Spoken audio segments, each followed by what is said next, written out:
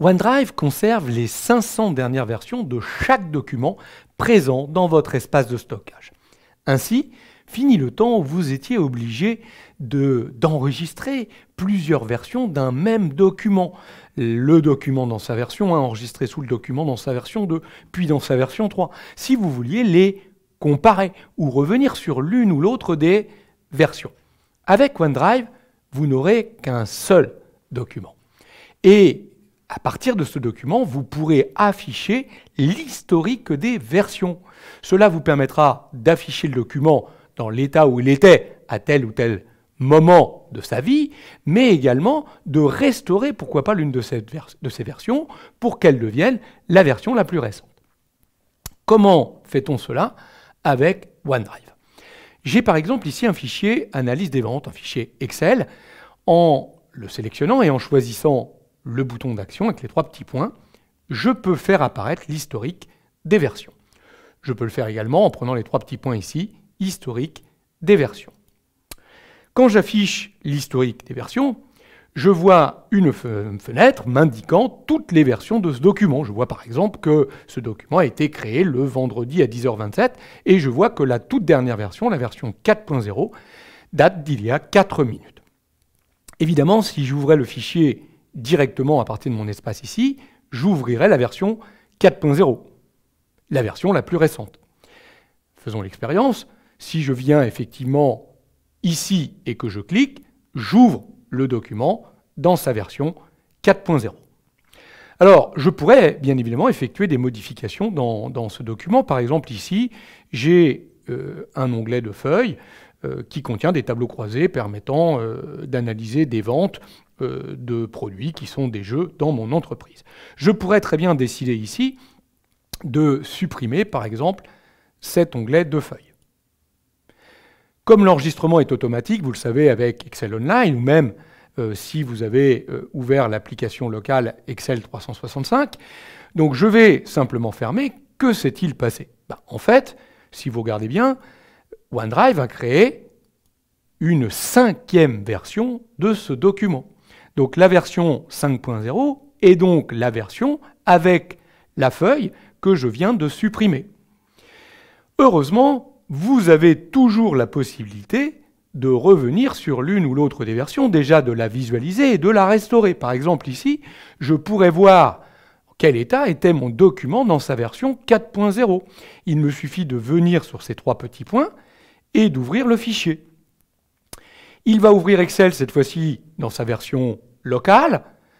Donc je vais me retrouver dans le document Excel. Je vois bien que je dispose bien dans la version 4.0 de la feuille TCD Jeux qui contient les tableaux croisés me permettant d'analyser mes ventes de produits. Il me signale ici que je suis dans la version précédente et que je pourrais faire qu'elle devienne la dernière version simplement en choisissant Restaurer. Je peux le faire ici. Moi, je ne vais pas le faire ici. Je vais le faire à partir de mon historique de version. J'ai la version 4.0. Je vais venir ici et je vais lui demander de restaurer cette version. Alors, comprenez bien, vous n'avez pas supprimé la dernière version de votre document. En fait, la version que vous venez de restaurer est passée en 6.0. Vous avez donc toujours la 4.0 qui est la même que 6.0 et vous avez gardé la version 5.0 qui correspond à la version avec cette feuille supprimée. La preuve, si je réaffiche cette version 5.0, vous voyez bien que vous avez le document avec la feuille supprimée.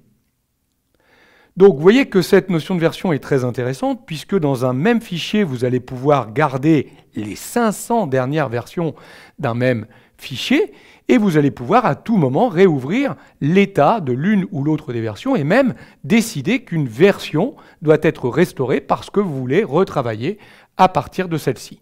Quand vous ouvrez un fichier, vous ouvrez toujours le fichier par défaut dans sa dernière version.